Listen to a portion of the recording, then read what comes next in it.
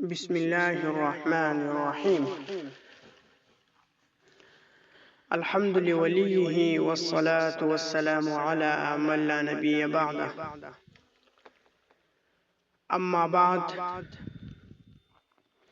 پروګرام نبوي لار په یو بل نوي قسط کې تاسو ته هرکلی وایو. نننۍ موضوع هغه زمونږه د انسان د مرګ په باره کې ده او د مرګ نه پس د انسان څه پکارېږي هغه باره کې ده چې د مرګ نه پس انسان د ځان سره درې شیزونه وړي.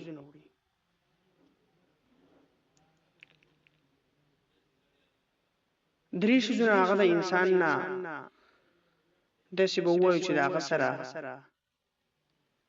یو ځای ځي، په هغې کې دوه واپس راځي او یو سره باقي پاتې کېږي. حدیث مبارک کې راځي: وعن انس رضی الله عنه قال يتبع الميت ثلاثة أهله وماله وعمله فيرجع اثنان ويبقى واحد، يرجع أهله وماله ويبقى عمله. حضرت انس رضی الله عنه حضور صلی الله علیه وسلم نے روایت نقل کړي. نبی کریم صلی الله علیه وسلم فرمایل چې د مړي سره درې شیزونه هغه یو ځای ځي. یو دغه اهل خانه، یو مال او یو عمل. نو چنانچه اهل خانه او مال خو دنه واپس راځي او عمل وسره باقی پاتې کیږي. د حدیث مبارکه کې الفاظ خو د دریو شیزونو بیان شوی دی، خو دا ډېر د سوچ خبره ده. د حدیث مبارک کې سبق دا دی چې د انسان ټول دارومدار هغه په خپل عمل باندې وي، ځکه چې مرګ انسان لره هغه راتلونکی دی.